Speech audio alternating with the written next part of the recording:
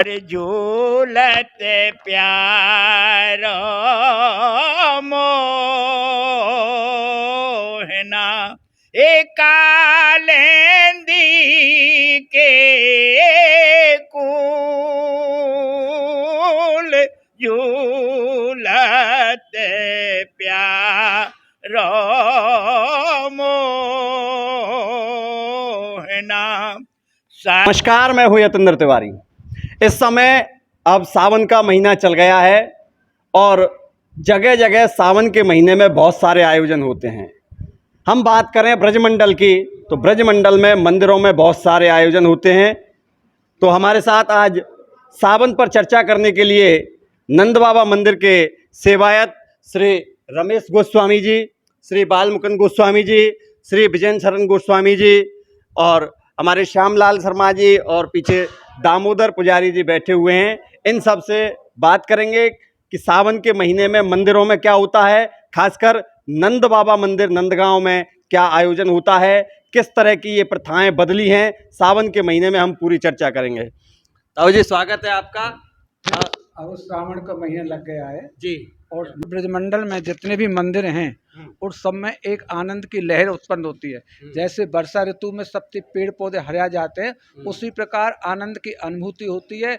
बड़े बड़े कदम के पेड़ हैं, नीम के पेड़ हैं, उन सब में यहाँ की ब्रज परंपरा के अंतर्गत महिलाएं भी झूला झूलती हैं। और मंदिरों में तो विशेष उत्सव होता है, समय समय पर जैसे एकादशी है, पूर्णमासी है, इन पर विशेष झूला के आयोजन किए जाते हैं और अष्टछाप की वाणियों के अनेक पदों का गायन किया जाता है। जैसे हमारे पवित्रा एकादशी होती है तो पवित्रा के पद गाए जाते हैं, रक्षाबंधन होता है तो रक्षाबंधन के गाए जाते हैं। सारे ब्रजमंडल में अपनी एक निजी परंपरा है और इस उत्सव को 40 दिन तक नंद बाबा के मंदिर में गुरु पूर्णिमा से लेकर कृष्ण जन्माष्टमी तक का आयोजन बराबर चलता रहता है।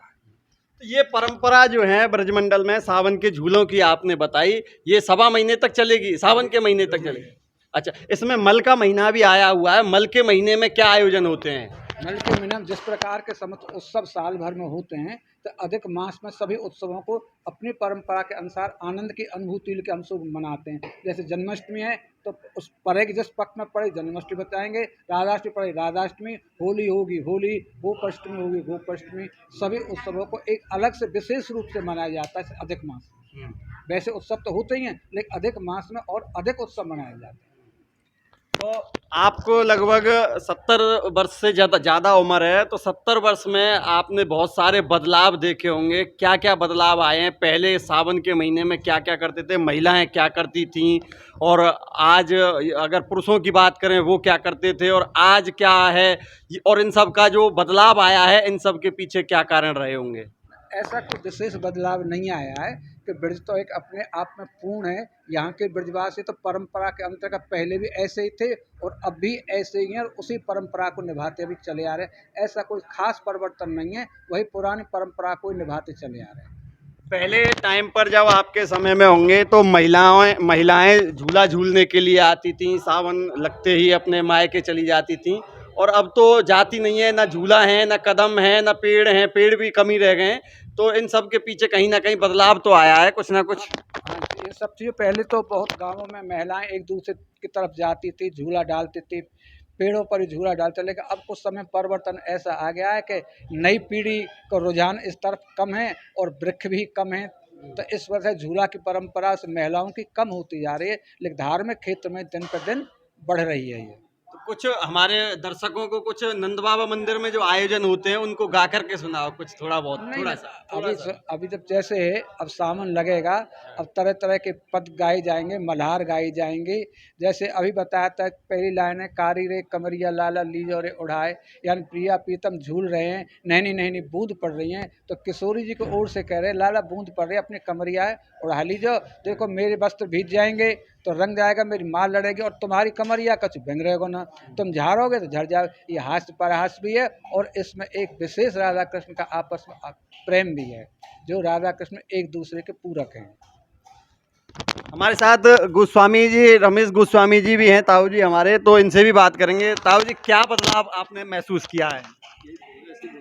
पहले लड़कियां अपने मायका जाया करती थीं और सभी अक्सर कर सभी जो है कि बराबर की लड़कियां इकट्ठी है जाएं और वो सब जो है कि जा कर के गांव से बाहर जंगलों में या अपने गांव से बाहर वहाँ पेड़ रहते थे कदम के पेड़, वहाँ जा कर के झूला डाल करके झूला झूलती और झूला के गीत गाती थी। कौन से? मल्हारें जिनको कहते हैं, मल्हार, सावन की मल्हार, मल्हार जिनमें मन में प्रसन्नता हो, ऐसा जो है कि मन की जो है कि उद्गार थे, उनको वो गाया करती थी और बड़ी प्यारी बड़े प्रिय लगती थी वे जो है कि। मल्हार कौन सी, जरा थोड़ी सी गा के सुनाओ हमारे दर्शकों को। अभी बताई ना जो है कि, अरे झूलते प्यारो मोहना कालेंदी के कुल, झूलते प्यारो